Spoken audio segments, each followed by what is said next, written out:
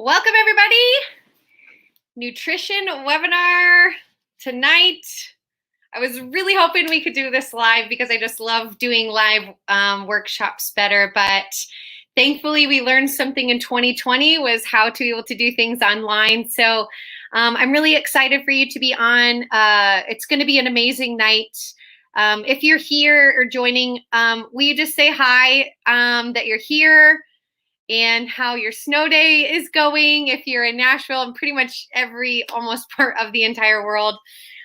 Not world, maybe just the United States. I went a little bit big on that one, but how your snow day is going. If you're joining, would you just say hey in the comments, whether you're watching on YouTube or Facebook, just say hey if you're watching. But I do want to get right into it because we've got a lot to go through tonight. I'm super excited to be able to do this with you. We're talking about Nutrition 101. And even though it is 101, that doesn't mean basics of things. So you might know some things, but you're also going to learn a lot of stuff tonight. You also could be very much new to nutrition and could feel overwhelmed, but that's not my goal for you. You'll see at the very end, I'm going to give you some practical things to be able to do what you will with the information that you get. Hi, Rhonda. You painted some word work all day. I love it. So many icy roads. Hey, Jen. You guys went sledding today. I love it. We have a driveway that kind of goes down. We didn't get out and sled, but Rue, our dog, is absolutely loving the snow. She comes in every single time with like her face just covered in like snow and ice, throwing the Frisbee. So it's been fun. But let's go ahead and get started. Know that hey Sharon, I always give away a gift card for those of you that engage with me in the comments, whether it's a hey, whether it's a yes, awesome, I agree, or that was, I didn't know that, or if you have questions, you can put them in the comments and I will be able to answer all of those at the end, but I will enter your name in to win a $50 gift card to Whole Foods. So that way you can get some of the stuff that we learn about today on us, a little help for that.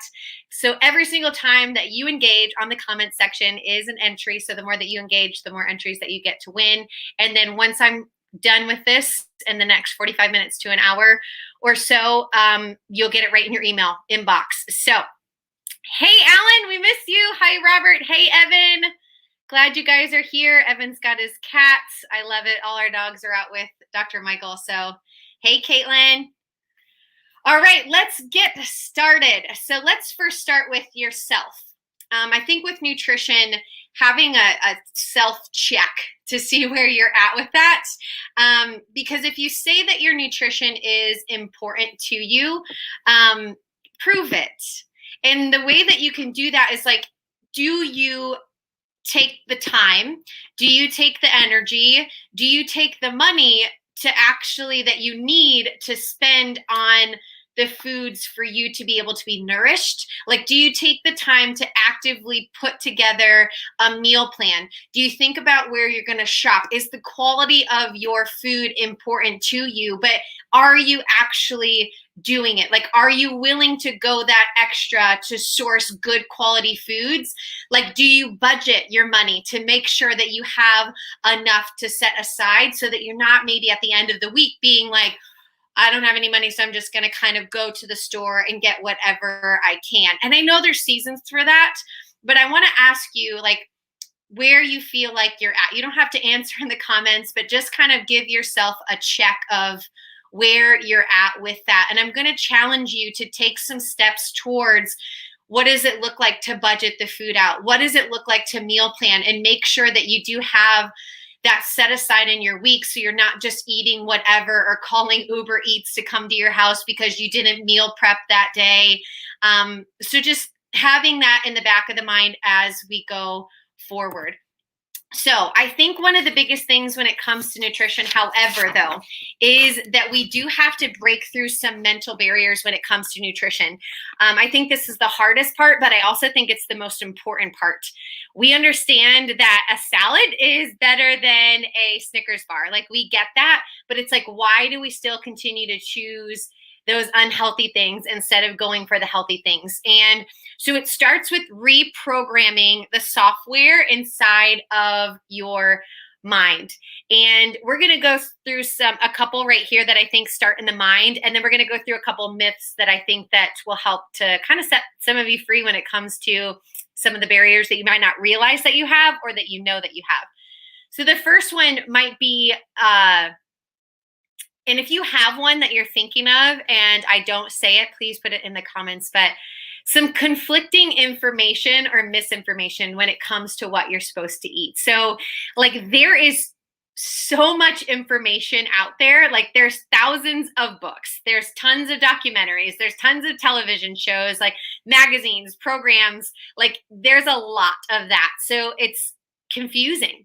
And sometimes that barrier itself, you're wondering, you're like, do I eat low fat? Do I eat low carb? Do I do a juice fast? Do I do Weight Watchers? Like, but this is where I believe that me coming in tonight, I'm going to be able to help you through some practical step-by-step things to make sure that you're successful, no matter what your goal is when it comes to it, but creating this foundation. That is my goal, is that we create this foundation of health, that we have this almost thing that we look through that helps us to navigate what it looks like nutritionally to be able to fuel our bodies.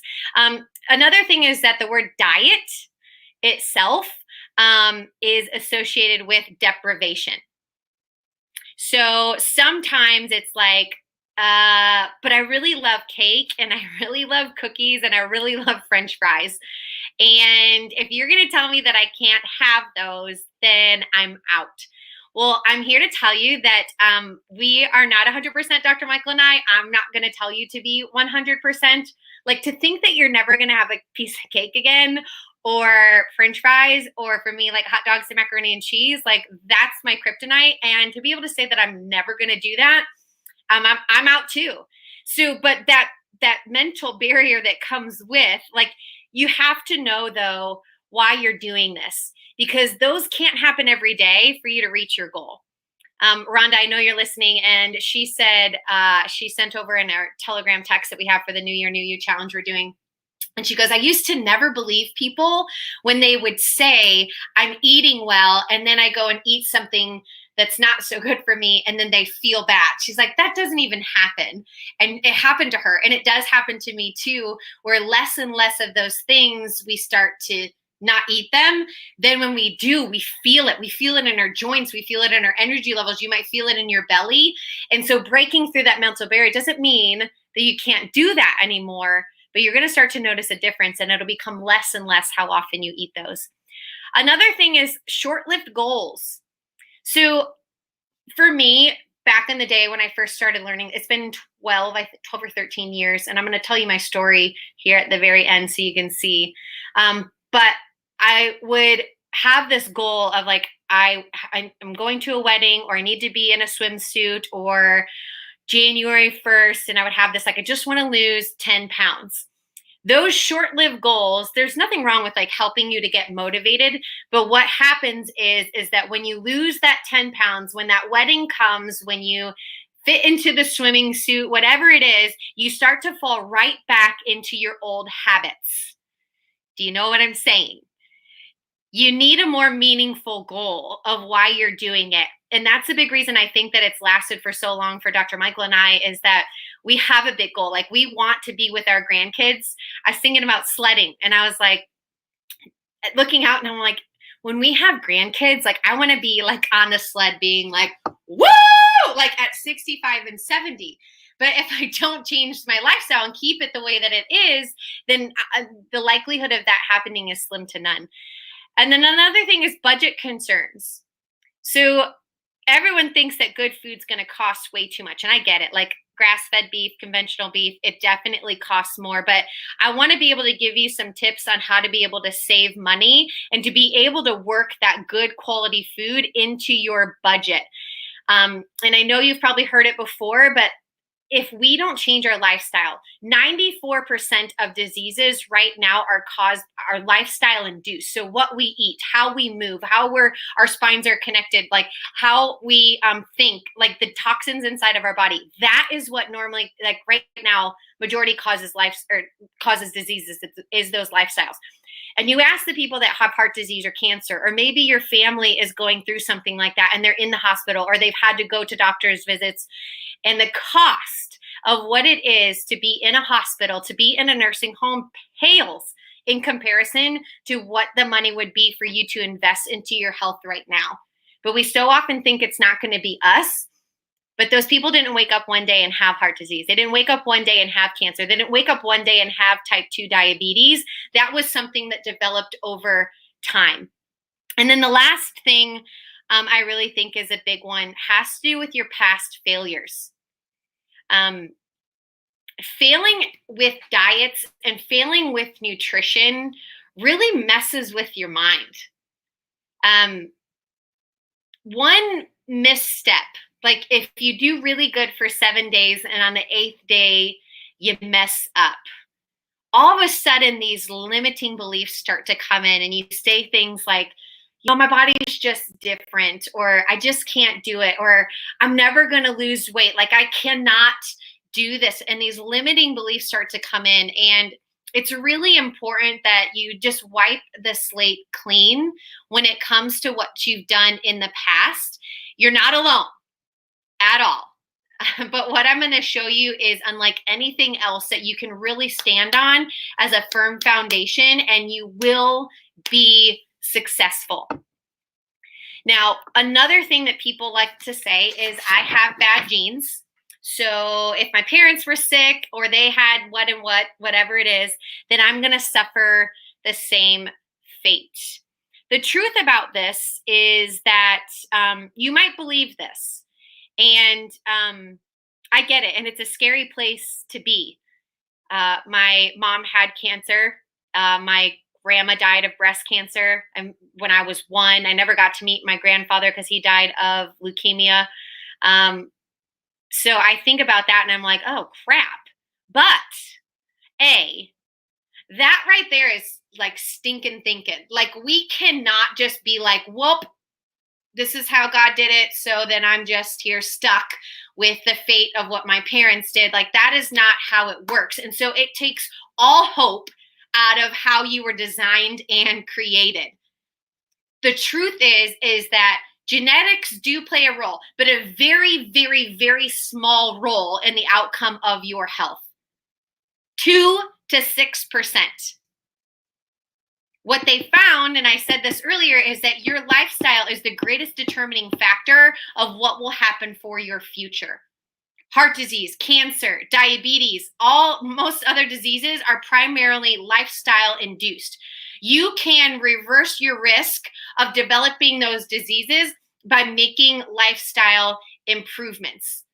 And by changing your lifestyle helps to turn off any of those unhealthy bad genes that may have been passed down, or the unlikelihood of them ever being turned on is greatly reduced by you changing how you live your life. And then the last one before we really get into the nitty gritty. And I want you guys to play with me. So true or false? And if you want to play right into the comments, counting calories is an effective way to healthy nutrition. Let me know what you think. Do you think that counting calories is a good way to have healthy nutrition? Got one false. False. False. Yes. So here's,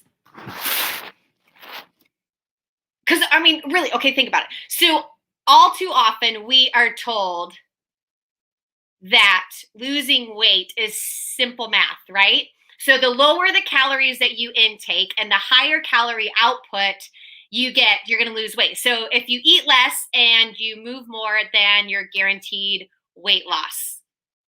I love this. Everyone's like, absolutely not. This is totally false. You're absolutely right. Weight loss is not a game of calories in versus calorie out. So the truth is that calorie intake takes a back seat to the quality of the food that you eat. So for example, we can see right here, 22 almonds equals 153 calories. One Twinkie equals 150 calories. Yet you eat the handful of almonds, you're going to help build your brain. You're going to help decrease inflammation in your body. But if you eat a Twinkie, it's going to increase inflammation in your body, increase your blood sugar, and not create health. So sometimes, though, we think we just need to count, and that's not going to be the most effective way to really create healthy nutrition in our life. But this will start that process. So the top 3 dangers of what we're looking for inside of your diet, and we're going to go through each one of these. There's too much sugar in your nutrition. There's too many toxins, and there's not enough healthy fats. So you knew I was going to talk about sugar, so here we go. The problem with sugar is that, and the damaged fats and the toxins, is it causes inflammation inside of your body. So if you look at all the diseases that are developed as a result of inflammation. I think of it like a fire burning inside of our bodies that's very unnecessary. And so each time that we're eating sugar or damaged fats or have too many toxins, it puts fuel on to our bodies. Now, you may not be able to control some of the genes that we talked about before, but you can control these 3 things to start off with. It is not your destiny of what your genes have told you beforehand. You can play an active role in your health. So let's get started with the sugar. So we could talk about all night long all the evils of what sugar is, and we'll get to some of that in just a minute. But I do want to be very clear, and I've never really talked about this before. I've just said get rid of sugar completely, but sugar itself is not the actual source of like interference inside of our bodies and in our nutrition. Our bodies are wired to handle a reasonable amount of sugar, but it's more the bioavailable sugar like fruits and different starches. They've been a part of our diet from the very beginning. So God said, eat of all of the earth, all the fruits, all the vegetables, you can have all of it. So we are actually designed to be able to eat those things. However, we now have had man come in and refine it, process it, bleach it, strip it, and take away any nutrients that now it's become a toxin.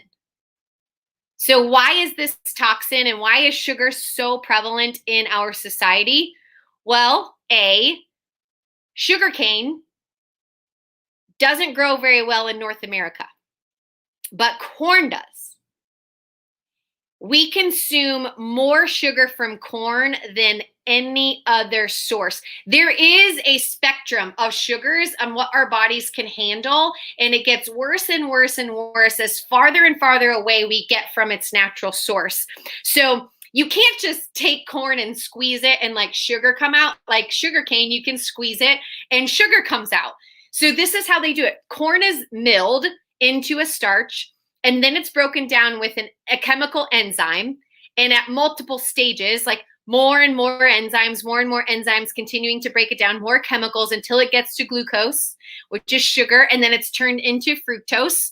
And it does this and it continues the process, and it's based off of how sweet the manufacturer or the company that's making it wants it. But now it's completely unrecognizable as food. So when we put it inside of our bodies are like, I don't even recognize what this even is. And we know the biggest source of sugar, corn sugar, is high fructose corn syrup. And so in 1966, 0% of Americans ate high fructose corn syrup. In the year 2001, there was 63 pounds a year on average that Americans ate high fructose corn syrup. The worst part about all of this is that you don't actually know that you're eating it or drinking it. And I say drinking it because they found that 1/3 of the dietary sugars that we consume come from soft drinks. So that now makes soda or pop, whatever you say, the #1 dietary source of sugar. And Americans on average drink 55 gallons of soda per year. It takes 30 cups of water to neutralize 1 cup of soda. So even those of you that are like, oh, I just have a soda every now and then, I'm going to challenge you that maybe it's just something that you never have ever again. It's not even part of it unless you're going to commit to drinking 30 cups of water after that soda that you drink. I read a lot of books when it comes to this, if you can imagine, but I'm a big reader as opposed to like a documentary or podcast or all that. And I read a book called Healthy at 100, and it's written by the guy that his name is John Robbins. And so he was an heir of Baskin Robbins, so the ice cream. And in 2006, he gave up all of his rights to owning a Baskin Robbins and wrote this book called Healthy at 100 because he wanted to warn us that the average American consumes 53 teaspoons of sugar per day. Crazy, right? But he wasn't about all the money and what it was. Like, he wanted to truly educate people on what health was. So the reason this happens is because it's in everything. So pasta sauces, lunch meats, canned foods, condiments like ketchups and mayonnaise, pizza, salad dressing, crackers, fruit drinks, yogurt. Yogurt is a big place where sugar is at. Snacks, breads. That's the one thing, is where that source and how it's processed down that our body no longer recognizes it. But the other part is that then now leads us to the actual amount of sugar that we are eating. The body is only prepared to circulate a minimal amount of sugar in the bloodstream at any given time. Once it's in the bloodstream, it then is converted to energy. That's a good thing. That's why I said your body's designed to recognize and get some of it in its body. But when we surpass that actual level of how much sugar your body can handle, now insulin production from your pancreas starts to signal the liver and your muscles. And it says, hey, there's so much sugar in the body. Can you store some? They're like, yes, I can store some. And then it can't store anymore. So then when it can't store anymore, that's when it starts to go into your fat cells. And then if your body continues to go through this process, there's a thing called insulin resistance, and the insulin can't keep up with how much sugar is being put inside of your body. So it starts to shut its ears because it's overwhelmed and it can't keep up with the load. So then you get insulin resistance. And if your body can't take sugar out of the bloodstream, that's when we start to develop things like diabetes and disease processes in the body, because our body can no longer handle it. Is there anything worse than that? Yes, there's things worse than that. And it's artificial sweeteners. So you can see Splenda here, but I mean aspartame, I mean Sweet and Low, I mean Equal, I mean Splenda, like all of those artificial sweeteners. I do believe they are worse than sugar. And the reason is because how they make this. They take one single sugar, which is a good thing, but then they take it through this entire chemical process and it becomes this molecule that no one can even pronounce, and it becomes Splenda. And Splenda's slogan is, it's made from sugar, so it tastes like sugar. No, that's like A plus B equals C. Totally. I would get it if that was true, Splenda, but A plus B plus XYZ plus PDQ, because of all the chemicals that you needed to create it, doesn't equal C any longer.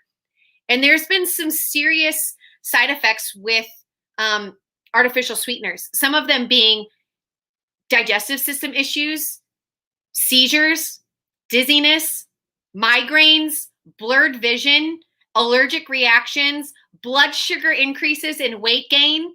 And also there's a carcinogenic, which means cancer-causing potential when cooking it. So we don't want to put that inside of our body. So what can we do instead? So what do we use as sweeteners? So the ones that we use are these natural sweeteners that you see right here: stevia, monk fruit, and erythritol. We use stevia the most, but I will tell you that before we get to the label reading section, that you need to read every label, because even the ones that are Truvia and stevia in the raw, they do have dextrose in it, which they add sugar to it. And so you don't want that. You want strictly stevia or stevia extract. There's also monk fruit, and monk fruit can come in like a liquid form, or it can come in a powder, which is really great. I don't really like monk fruit, but some people do. And then erythritol. I usually use that for baking.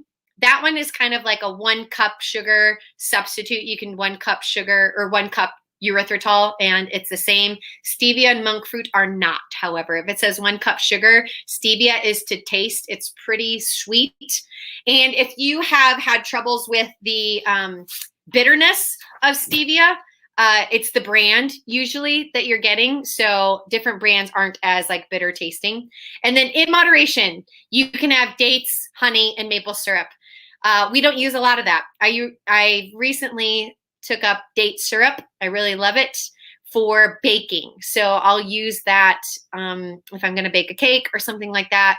Or if it says maple syrup, sometimes I'll use date syrup instead, because I feel like it's, and I know that it is, it's still sugar, like it's still sugar. So that's why it's in moderation.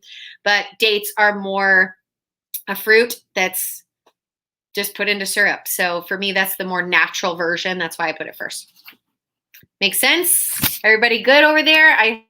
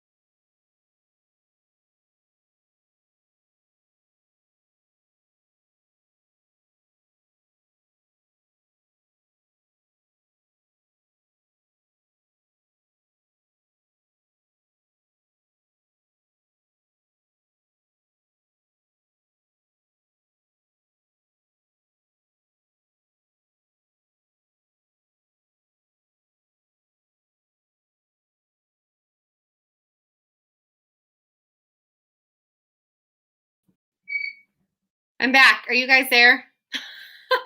Are you back? Or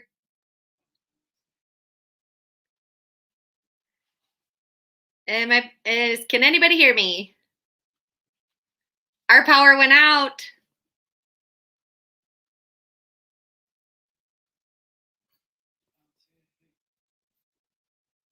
Yes. Here. Great. Sorry, y'all. Our power just went out. Okay, great. Okay. Hold on. Okay, you guys are the best. Let me just share my PowerPoint again. Are we good on this slide? Can I move on?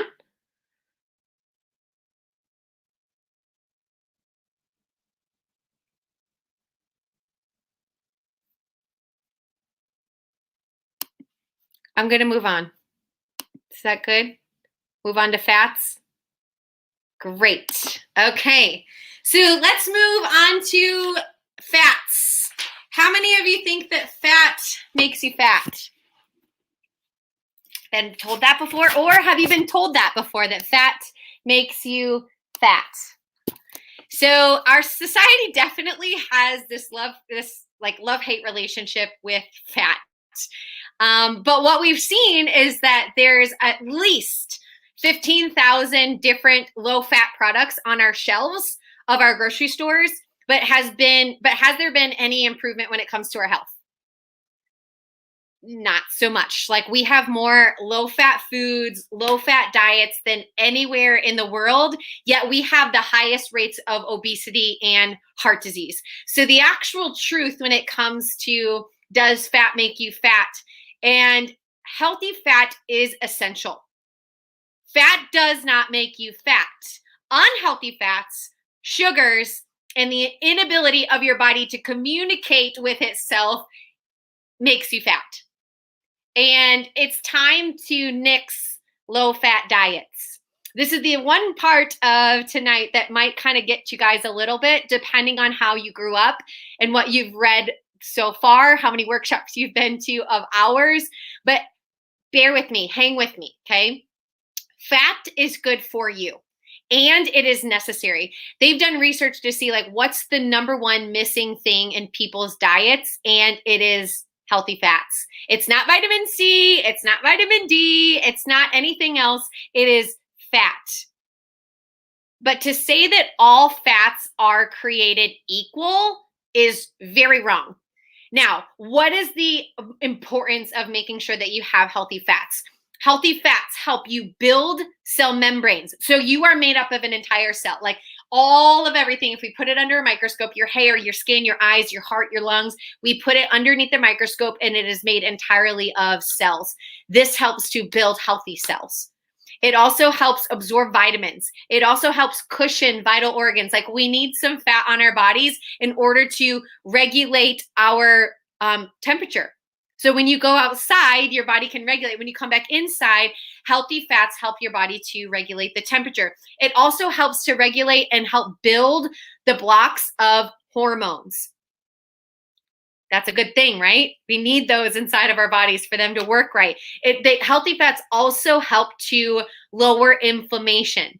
So we talked about at the beginning, damaged fats cause inflammation. Healthy fats reduce inflammation. So let's get into what those actually are and what you can start to change today. So this is where I believe that paleo, Whole30, Mediterranean diets, like, they have really gotten it right when it comes to being aware of the fats that you are eating.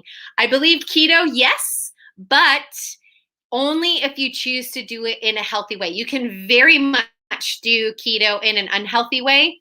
And when you see there on the left side, when it says unhealthy fats, what I'm really meaning is damaged fats. So unhealthy fats or damaged fats, those are the ones that are usually unnaturally extracted from the source that they started from. They're modified, they're processed into something else entirely of their origin. Damaged fats damage the body. So first one, hydrogenated and partially hydrogenated oils. What does those words even mean? So this is formed when hydrogen molecules are forced into the unsaturated fats to then create more saturation in the food that they're in, as well as keeping them shelf stable. So it's completely restructured and your body doesn't recognize it any longer. Trans fats. So trans fats, we all kind of know that those are not good for us or unhealthy, but this is where you're going to be a ninja when it comes to reading labels. In 2017, the FDA said no more trans fats. They even said it beforehand, but they really said it again. They said no more trans fats in foods, but as long as there's less than 500 milligrams per serving, then you can put on your label trans fat free.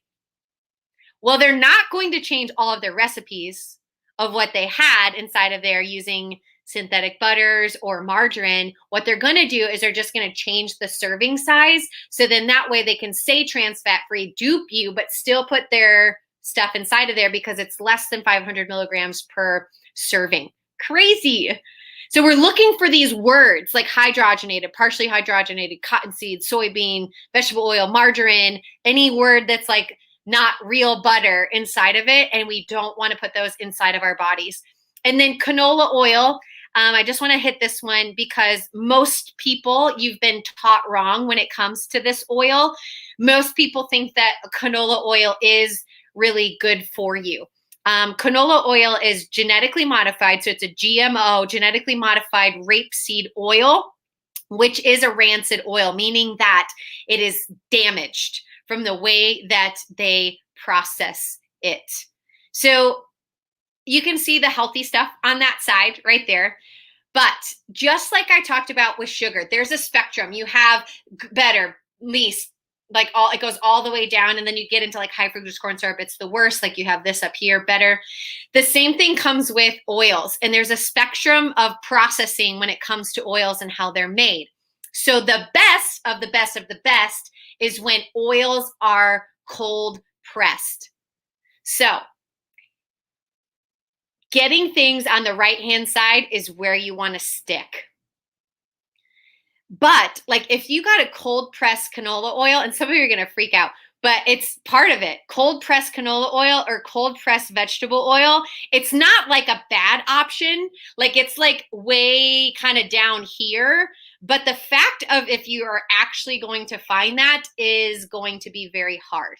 So this is why there is a spectrum of it, because what they do when you see that word rancid, they heat that oil up so high that it breaks the molecules apart. So then your body tries to process it, and it's like, I don't know what this oil is, and then it damages the inside of our bodies. It damages our cell membranes. And so we don't want that inside of our bodies, but to know that that does exist, I just want you to be aware of that. Now, when I say healthy fats on that right-hand side, what I mean is like the greatest fats that you can put inside of your body. So the function of these healthy fats is vital for your brain function. It's not something which your body can like compensate. So like if you don't have these inside of your body, if you're not eating it, it can't find something else to do with it. So it just doesn't have it. So these healthy fats form a vast majority of your brain tissue.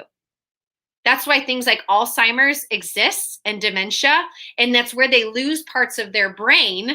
And so when your body's not eating these healthy fats, or your nervous system, like it loses parts of it that it can't get, because we have to consume it. We have to eat it. Your body doesn't just make it. They're necessary for cognitive function in adults and brain development in children. They also lower inflammation inside of your body. They build your cell membranes. They reduce pain. They also help communication between your brain, your cells, and your nerves. So we want to make sure that we have these healthy fats inside of our bodies. But how does this work? So your brain doesn't actually absorb the fat that you eat. The fat has to be digested. So this is where your liver comes into play. And your liver then converts the fat that you eat and stores it as ketones. That's why the ketogenic diet expresses the increase of healthy fats, so that your brain can then be fed ketones, and then your energy levels start to go up. Your body starts to work properly because it now has the proper fuel. So not only do you really need to ingest the right nutrients, but your body, your liver has to be able to function properly in order to convert those nutrients into usable forms. But that's why I'm going to talk about Advanced Plan in just a minute, and why keto and them are very similar, because it starts to jumpstart your body into working like it's supposed to. And here's a great example. I think that being able to understand and see it and have a visual of what happens, like we can learn a lesson or two from ants. They didn't sit through this webinar of Nutrition 101 and learn that that right-hand side is real butter. It looks kind of like cheese, but it's real butter. The ants avoid all margarine and reduced fat margarine, anything that's man-made, unnatural, and they go straight to the natural stuff because they know which one is right for their bodies. And we have to get back to that. We've kind of slaughtered every part of like our body being able to know what the right food is, because we have such an abundance. Like we go to the grocery store, we can have anything that we want. Yet back in the day, you only got what was grown in the region. You only got what was at the farm. It was only what you got from those things. That's why at the farmer's market, you can only get the produce that's in season, because that's what our bodies want. That's what innately our bodies are able to have. So by being aware of what's real and what's not real, and supplying our bodies with the proper source. So then let's get into cholesterol, since that's fat. Well, I guess this one could be a myth or a fact. You may have heard this before, that cholesterol causes heart disease, so it can freak a lot of people out when it comes to like eating an egg. Should I eat the entire egg? Like, should I eat red meat? Wait, I think I'm still connected. Can you guys still hear me? I'm just in the dark. I'm connected to my phone. Can you? Yeah. Can you guys still hear me? I'm just in the dark. Should be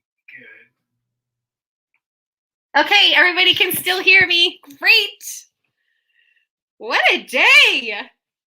I got to use my light because my notes are on here. Okay, here we go. We're in the dark. This is so great. Okay, so when it comes to cholesterol, this is actually a myth. And the truth is, like, there's a theory out there, and it's known as the lipid hypothesis. And cholesterol comes from fat, which is true. And then they say that it leads to heart disease. But so much research has been done where this is so questionable that there's just so much inconsistency when it comes to research. And they found that some people with low cholesterol correlates to early death, and then others say that high cholesterol. Dr. Michael brought me a candle. This is great. And then some people say that high cholesterol causes issues and problems. But the truth is that it's these. So that oxidation is like when you cut an apple, and on the inside, the white flesh part of it starts to become brown. So that oxidation, that means oxygen coming to that area. The same thing inside of our bodies. So more people have heart attacks with normal cholesterol, death rate of those with lower cholesterol than higher cholesterol. We need cholesterol inside of our bodies. Like, they help create hormones. They also help make bile acids.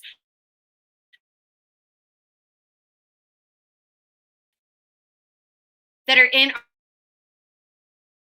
our liver, our gallbladder and our liver both make bile to help us digest fats. It also helps with proper, I'm good. He's shining a flashlight in my face. Proper neurological function, repairing and protecting cells, and healing. So if we don't have enough cholesterol inside of our bodies, we're going to limit our body's ability to be able to do that.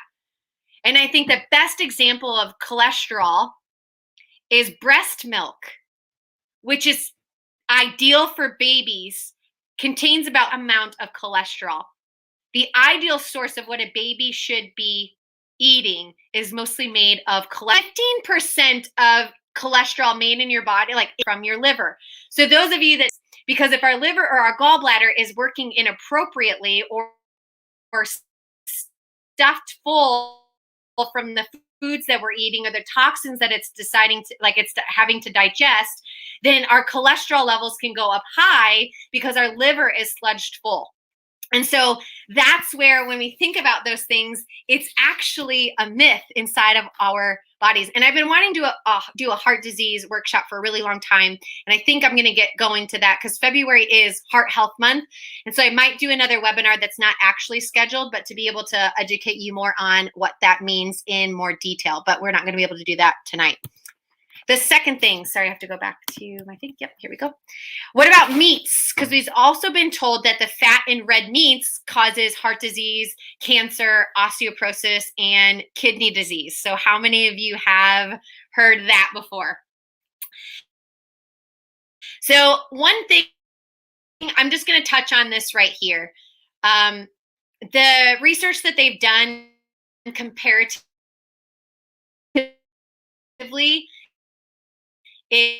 is number one, they've done it with people that eat meat, comparing their health to are usually more like health conscious all around, and of someone that does that and someone else like a standard American and a vegan vegetarian, it's slightly skewed. So I don't love the comparison between those two things. What I'd rather see a comparison is with the difference between meat types, because there's a thing called the China study, and this is where this has come from a lot, is that red meats cause these issues, but they used conventional meats. They didn't use grass-fed beef. They didn't use free-range chicken. They didn't use wild-caught fish. They used everything conventional of what animals are not supposed to be eating. So it affects their meat content. So what are the problems with this conventional meat?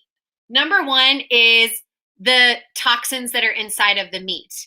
And what they've seen is that there's a difference in how the meat, like the actual ratio of omega-6 to omega-3, which are known as essential fatty acids, from a conventional cow as opposed to a grass-fed cow. So in our own bodies, if we were to get tested for our ratio of omega-6 to omega-3 in our own bodies, we want them to be 1-to-1, 2-to-1 at max. And what they found is that those with grass-fed beef, they found that there's 1-to-1 to as max of 4-to-1 of omega-6 to omega-3s inside of that meat.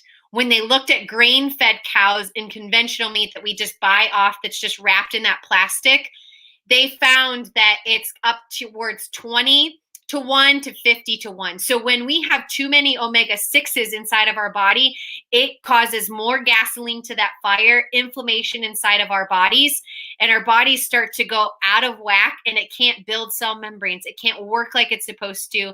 The inflammation inside of our bodies is going up way too high. And then the other part is that food that they feed them, like conventional cows, like they feed them genetically modified grain. And so anything that's genetically modified inside of their bodies, like it's toxic. It's sprayed with pesticides all over it. And so that accumulation inside of their bodies then becomes like, it's not just what you eat, it's what they ate is what you're also eating. So by what's going inside of their bodies, also now going inside of our bodies. So we have to be aware of that. We can't just buy whatever meat. So when you're looking into your nutrition, I really think that everything that I just talked about can be put a little bit to the side right now, because changing your animal products first is where you need to start. Grass-fed beef. We have grass-fed beef in our office, ground beef, but we can also get any other cuts of beef. We get it from Tennessee Grass-Fed Farm. They're grass-fed and grass-finished all the way through. They're in Clarksville. But if you don't know where to get it, thankfully, like Kroger has a good form of grass-fed beef. Like if that's the only option and source that you have, the best source is to get them at farmers markets so that you can talk to the actual farmers and know where your sources are coming from. Free range chicken. So it needs to say that on there. Wild caught fish as opposed to farm raised. So if it says farm raised, we don't want that, because they're usually just put in a pool and fed whatever's they have, feed in there, and then taken out. So they never usually hit a ocean or a body of water, or if they do, they're contained like within this little tiny area so that they can continue to farm them really quickly, grow them, sell them, and not a good quality of fish that you want to eat. And a natural source of dairy, making sure that it's not just conventional shredded Kraft cheddar cheese, getting a higher source. When I look at dairy and when we buy dairy, we buy it raw. So it's called raw dairy or raw cheddar, raw cheese. That source right there, I notice a huge difference in my health. So you might notice this too, where regular dairy, if it doesn't do good for you, just cut it out. Like it doesn't mean just because I put it on there doesn't mean you need to have it. But if I eat conventional cheese, I have like phlegm and all that stuff coming out of my body. I'll start coughing. Like I can definitely tell when I eat regular cheese. But if I eat raw cheese, that doesn't happen to me. Because just like sugars are processed, just like oils are processed, so is meat. Meat is processed, and there is also a spectrum when it comes to the things that you want to put inside of your body. So raw dairy is not processed like conventional dairy, so your body recognizes it as something that it can have. So then let's talk about toxins. So toxins inside of our food. So do we think that the FDA and the USDA effectively protect us from dangerous products? Well, if I put myth, you know the answer is going to be something. So our body expects food in a certain state. And when we mess with that process, we mess with our health. So this is a common misconception in most people's thinking. The truth is that the system is broken. If we haven't learned anything about that this year of like just things getting put at the forefront, it's true when it comes to our food. That is why like things like Beauty Counter have gone to the nth degree and had lawsuits developed because they don't tell us what's being put inside of our makeup and what's being put inside of our food. There's also hidden agendas when it comes to this, and it's at the expense of our health. So the FDA has approved approximately 3,000 food additives, preservatives, and food colorings. The average person ingests 150 pounds of additives every year. I weigh 150 pounds. So that amount is how much we ingest on average because of what the FDA has approved of being put inside of our food. So when it comes to where are these at, the biggest one are the frankenfoods or GMOs. So there's a lot of genetically modified crops in the United States, and soy is the biggest one. 91% of the soy products are genetically modified, where they've taken a gene from a bacteria and injected it into soybeans to make them herbicide resistant or Roundup ready. Other problems with soy is that they are estrogen mimicking and they're highly allergenic. So a lot of people are allergic to soy, but it also causes an increase in estrogen inside of our bodies because it mimics it. We don't want that. Cotton is 88% genetically modified. Canola, genetically modified by 88%. Corn is genetically modified. 85% of corn products are genetically modified. So with the next one is pesticides. So if we have regular real food, but then we have pesticides on top of it, it's toxic and we can't be eating that. But 3 million tons of pesticides are used each year worldwide. More than 1,600 chemicals are used in that production. It's designed to be toxic. Like pesticides are designed to be toxic, to kill bugs, to kill things that are trying to eat plants. So how can we expect not to know that something's going to happen inside of our bodies?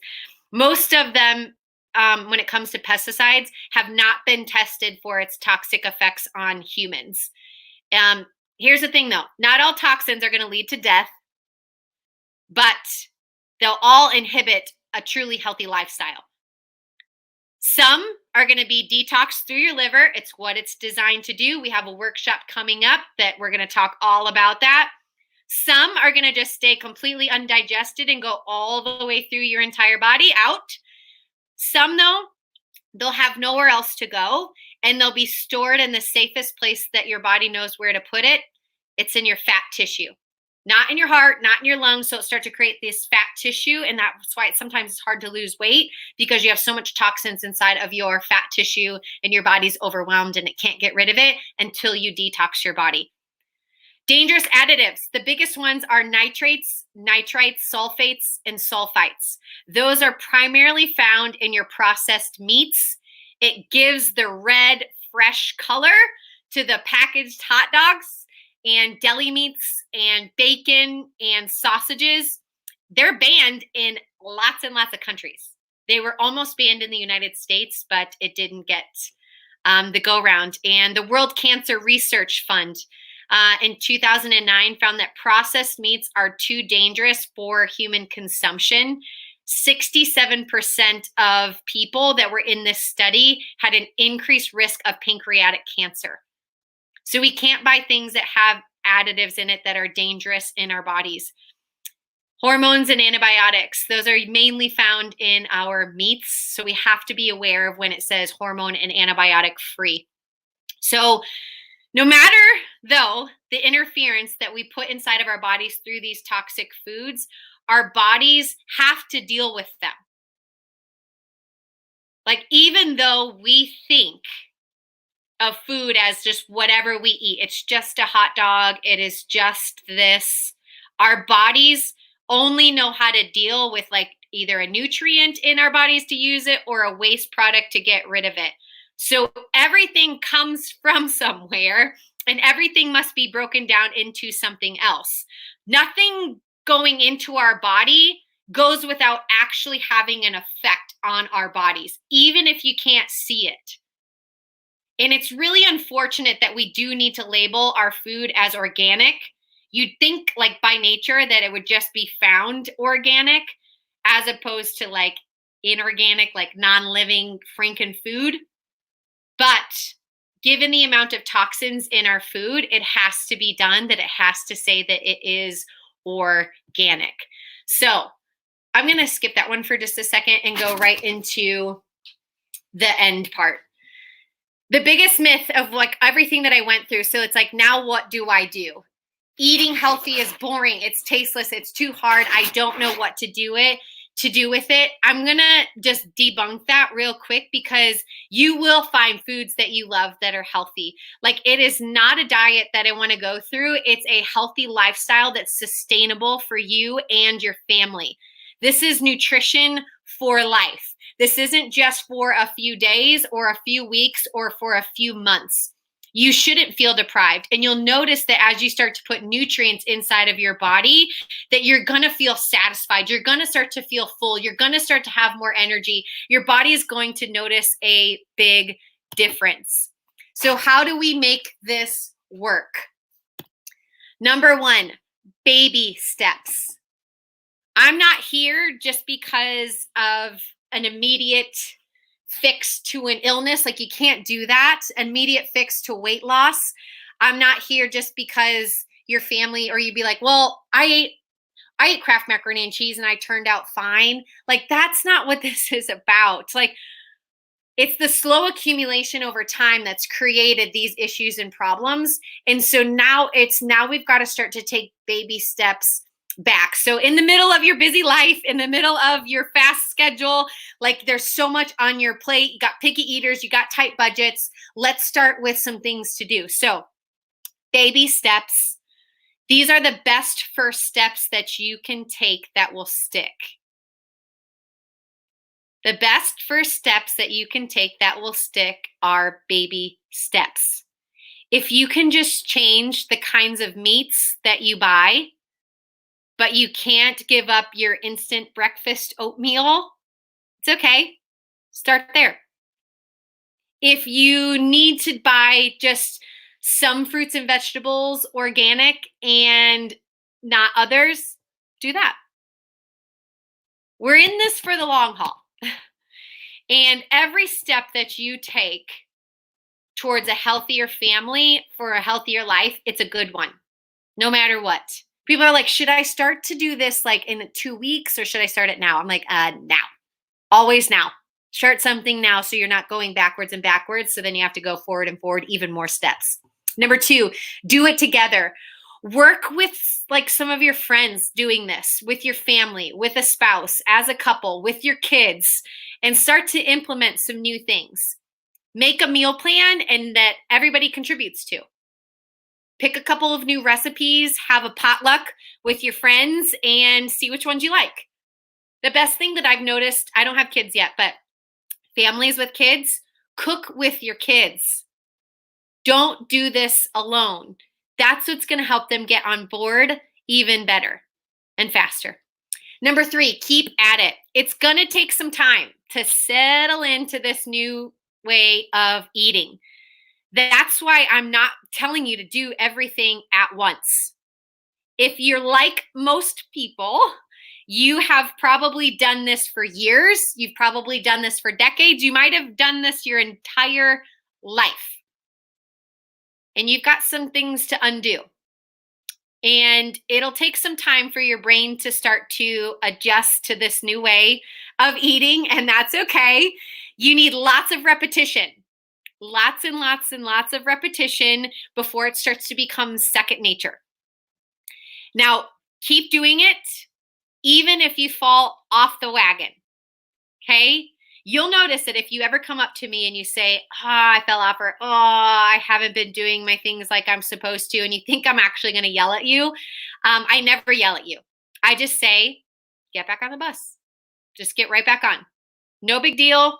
And this is where I feel like we often shame ourselves if we've been doing so good for a week and then Valentine's Day hits and you eat a piece of chocolate and you're like, ugh, and you go in this downward spiral, and then it leads you into even worse decisions instead of giving yourself grace and being like, well, I had a piece of chocolate and now I'm just going to stand back up again and go there. When it comes to children and when it comes to kids, they need lots and lots and lots of exposure to new foods before they can actually trust and enjoy them. And I might even say that it's probably adults too. Keep presenting it to yourself, keep trying, keep presenting it to the kids, letting them taste it, see, and slowly over time, you'll come to it and the kids will start to come to it. This is a process. Be good to yourself, be good to your friends, be good to your family throughout all of it. Here are just a few more tools and then we will be all done. Core plan and advanced plan.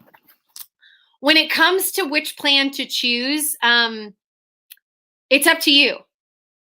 They don't count calories. They don't have strict portion sizes.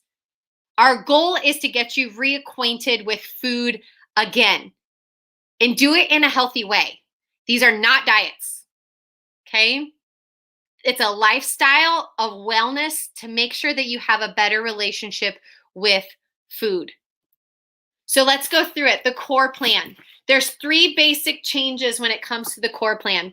You can see the sugars and carbs. Eat more vegetables, not bread carbs and not grain carbs, but you can have healthy grains. You can have healthier sugars. So on this plan, you can have all the fruit that you want and any healthy grains. Healthy grains are things that are not refined or enriched. So like 100% whole grain, whole wheat. You can get ancient grains. Those are the ones that you want to stick with, not white bread. There's a saying that whiter the bread, the sooner the dead, or something like that. So no white bread. So keep it very healthy when it comes to the grains that you choose here. Protein, just replace conventional proteins with healthy proteins. Fats, remove all the damaged fats and replace them with healthy ones and eat more of those healthy fats. Now remember, choose organic when you can. Consume any higher sugar plant-based foods early in their day. So that means like a banana, a watermelon, pineapple, grapes, those that are higher in sugar for those plants, you should eat them early in the morning. So then that way you have time for your body to be able to process them throughout the day. And then enjoy a variety of options in every meal and only eat until you're full and then be done. That's it for the core plan. But if you find yourself still trying the core plan and doing all of this, changing just the foundation of what you're doing, then it might first, I would consider getting rid of gluten, and then I would consider getting rid of dairy, and then keep going on the core plan. If you don't still notice a change, then I would say that you would switch more to the advanced plan. Now, the advanced plan is advanced. That's why it's named that. Now, I call this like the 3 basic changes plus. So your sugar and carbohydrates, this is where it becomes very different. So on the advanced plan, this is where you eliminate all grains, all sugars, and fruit, except for berries, grapefruit, and Granny Smith apples, because those are the lowest on the glycemic index when it comes to fruits. And then even healthy grains can sometimes turn into sugar. Then protein, you want to replace, just like we did in Core Plan, but moderate your intake of protein. So this is different than like keto. Like you don't just shove a bunch of protein in your body. Like your body doesn't need extra protein. It needs a moderate intake of protein. And then fats, eat more healthy fats, but remove those that are damaged. Now, we usually turn to the advanced plan for short-term situations. So things like a management, like if you need weight loss, if you need to remove any nutritional interferences because you have a disease process in your body, if you want to detox your body or support your brain or your immune health, or if you have blood sugar issues, if you have heart disease, if you have cholesterol issues, if you have hormone issues, if you have digestive issues, if you have ADD, ADHD, autoimmune issues, if you have chronic fatigue issues, if you have fibromyalgia. So like if you have something going on in your body, this is where the advanced plan is a really great idea. Now, even if it's short term, a lot of people do see great long-term results when it comes to eating the advanced plan. The goal is to reduce any inflammatory foods. Nourish your body in a cellular level, so giving all your cells everything that it needs, support your hormones, and then also promote the use of fat instead of sugar so that your liver can turn it into ketones, so then that will be your primary source of energy. And it works well and it works fast as long as you commit to it. And that's why, remember, do not start slow with the advanced plan. This is one that you don't start slow, you just go all in, all at once. But expect to struggle. You're going to struggle with cravings. You're going to struggle with difficulties adjusting for the first 2 weeks, even though then you're going to settle in after that. But know that you should expect that to happen. Now, shopping. I know we're coming to the end, so if you need to come back and listen to this at another time, you can, but hang with me. Shopping. How are you going to make this successful? You have to plan your meals for the week. You got to take a list. You got to keep the basics stocked in your, like the healthy fats. You got to keep the stevia in your, you got to keep the meats stocked. So then that way, if you need a meal on the fly, you can make one really quick. Spend more time planning than shopping. Or spend more time planning and shopping than you do cooking. No, spend more time planning and shopping than cooking. Yes. That way you're ready to go, just cook something. It doesn't need to be an elaborate meal. It can be very easy of just meats and vegetables and healthy fats. Keep it simple. Read the labels. In this part right here, use the Clean 15 guide. If you go on your phone and you look up Clean 15 Dirty Dozen, an app will show up.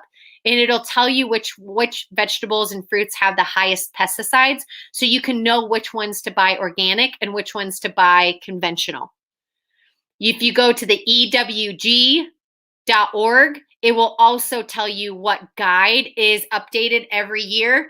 They do the pesticide guide for the year, and that's how I know to save some money when it comes to buying things organic and buying things not organic. The to-dos and the don'ts when it comes to label reading. There's only 2 things I want you to do. Number 1, look at how much sugar is in the thing that you buy. I don't want you to look at calories. I don't want you to look at anything else on the nutrition label except for sugars and added sugars. If it is any greater than 3 or 4, do not buy it at all. That's number 1. Number 2, I want you to skip everything else and then go straight to the ingredients list. And I want you to read them. If it says sugar in there, or high fructose corn syrup, or Splenda, or sucralose, or anything ending in OSE, we don't buy that. Or if it is something that you have no idea what it is, if you can't pronounce it, don't buy it. The best do when it comes to reading labels is buy food that doesn't have a label. Because an apple doesn't have a label. It's an apple. The only thing is you need to either buy it organic or not organic. That's the only thing you need to know. Things that don't have labels are real food. So the less things that you buy with labels, the less that they're processed, the less that they're going to have unhealthy ingredients inside of it because you're looking for toxins and you're looking for sugar. So anything of those that are inside of a label, do not buy them. How do you know how to do this? You're going to get really good at it. At first, it's going to be frustrating, but I Google stuff. I literally am just like, what is this big long word that's right here? And if I usually can't pronounce it, I won't eat it anyways. And I'll just put it right back on the shelf. But if you don't know, use your phone, use your resources, and your body will know. Make sense? Kitchen essentials. Just take a screenshot of this, whether it's on your phone or on your computer. There's a lot of things that you can get for your kitchen, but I wanted to be able to give you a couple things that I think are vital. Slow cookers are amazing, but I've also learned about air fryers that are all of those things of like a pressure cooker, a slow cooker. It can saute, it can sous vide. And if you buy just an air fryer, you can have all of those things in one. But we use cast iron skillets in our house. Food processors help a ton. You can get a small one or a big one. It just helps the process of prepping be so much faster. Blenders we love because we have smoothies every day. Spiralizer. So that's something where instead of buying like zucchini noodles or sweet potato noodles or beet noodles, you can make it yourself by buying a spiralizer. It can save you money. A steamer for vegetables. A good set of knives is a really good thing. I just cut my finger. You probably can't see it from here, but oh, you can kind of see it, I'm sure. Have a really good set of knives. And yesterday I was cutting kale and sliced half my finger off, but we're all good around here. Reusable storage containers. This is big because if you're prepping, you're going to prep food for the week. So you want to be able to put it in a storage container that's BPA free or glass. Those are the only two. If you don't have those, get rid of them and get some new. A large cutting board, we prefer that because we chop a lot of things. So a small one sometimes doesn't quite give us enough space. And then vegetable peeler, garlic press, mixing bowls, measuring cups and spoons, all of that. Those are some things that you can gradually start to get. As long as you have some of the stuff on the left-hand side, I think that the other things you can get as you go through. So the last thing, just a little bit about my story when it comes to nutrition. This was me about 13 years ago, and I weighed 200 pounds. I didn't know what to do with nutrition. I had a thyroid condition, and the endocrinologist told me that I just needed to learn how to eat right and exercise. Well, when you're overweight and all you want to do is lose weight and you read magazines and you don't really have like a coach or like the right information, you do a lot of things. And my thought of nutrition was that I couldn't sustain it because I would starve myself. I would take meal suppressants, green tea, caffeine pills, basically, so that I wouldn't be hungry. I'd work out a ton and almost pass out. And I didn't know what it meant to really eat well. And when I started on this journey, it wasn't easy to start off with.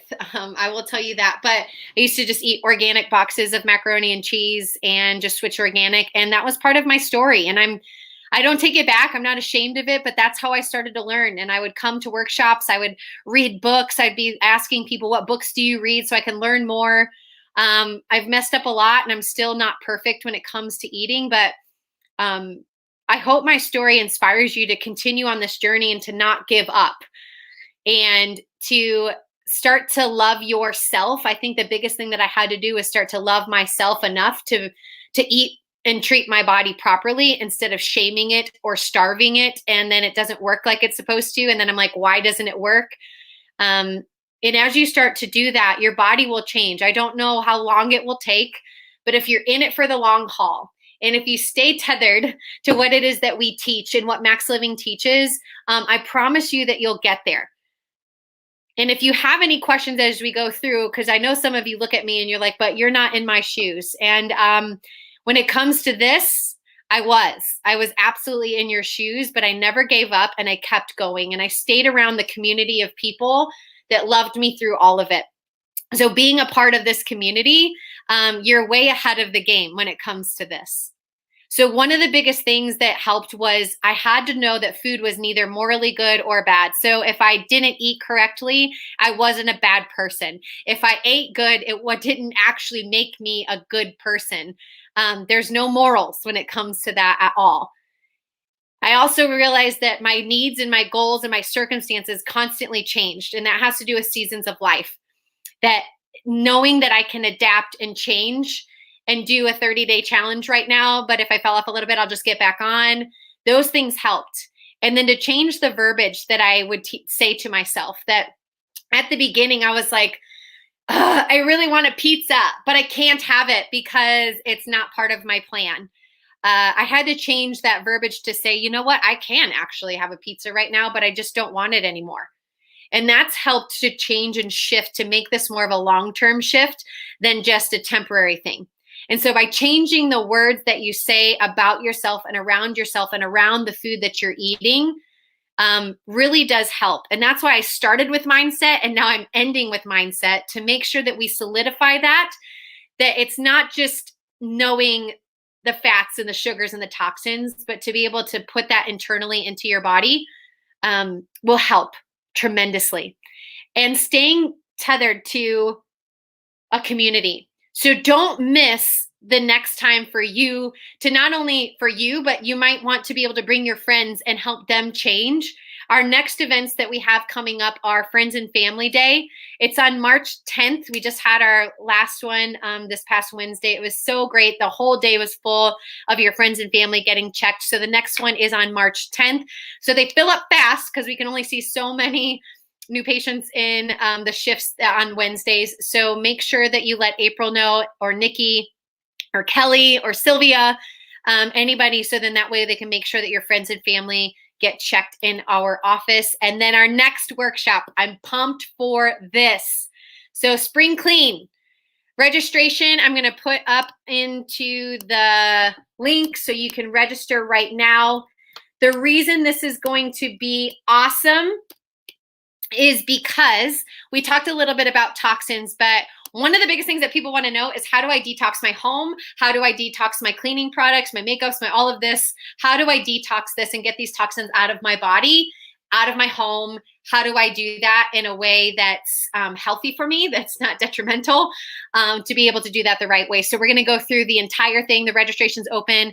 We're limiting it to just 25 people in the office, but it's on Monday, March 22nd at 6 p.m. in the office. So make sure that you get signed up for that. It's about a month away. And I hope to see you guys there. So I'm just going to go through these real quick. I know I'm way behind. I'm sorry. Power outages, all the things, but love all the people on here. But let me see if there's any questions. If you have a question, put it in the comments. Rhonda likes monk fruit. Hey, Chris. Good. Evan's like, I've been told it, BS. We've been told a lot of BS when it comes to nutrition, big time.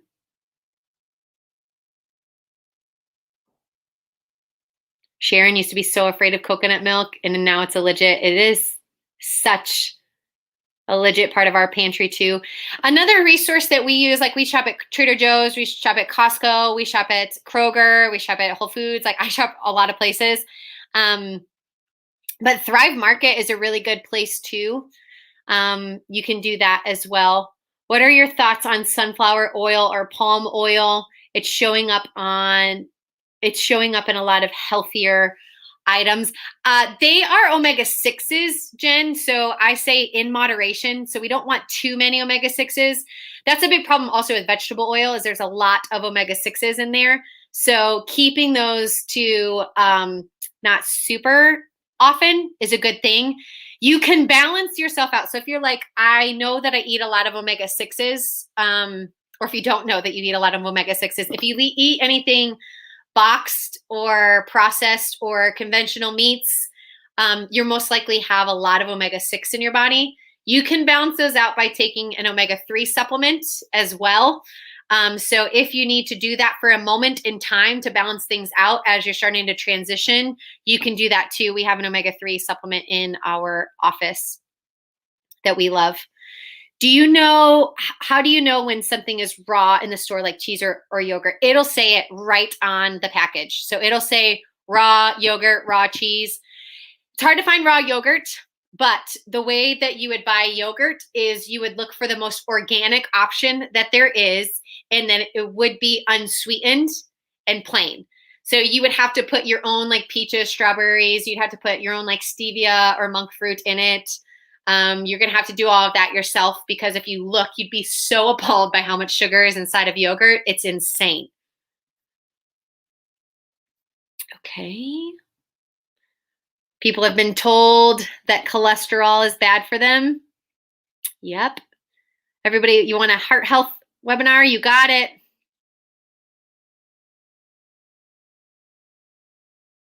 Sharon's got an allergy to beef. No worries, girl.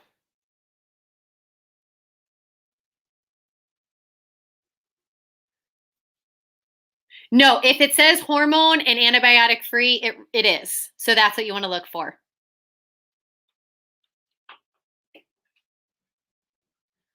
Hi. Huh? Almost. Is my phone in here?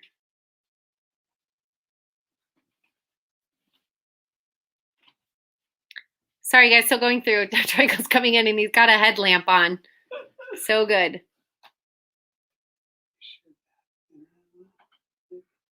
How can I find out what nutrients I might be deficient in or over in? That's testing. So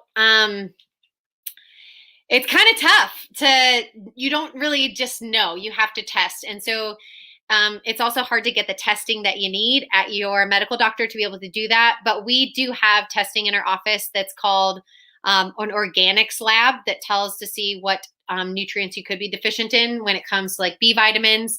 You do have to do a separate vitamin D test, and then there is a separate like omega test that tells your difference, how much omega-3s, omega-6s, do you have any trans fats inside of your body. So there's different testing that you can do. I think I should do a separate workshop when it comes to that testing on what can be done and how to be able to know that.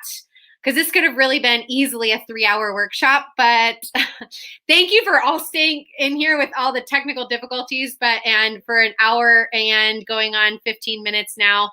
It's hard to do that on a webinar to keep people's attention. So I think maybe Kelly, get with me and we can figure out a webinar or some information on how you get testing and what it looks like to see where your nutrient levels are. Great question.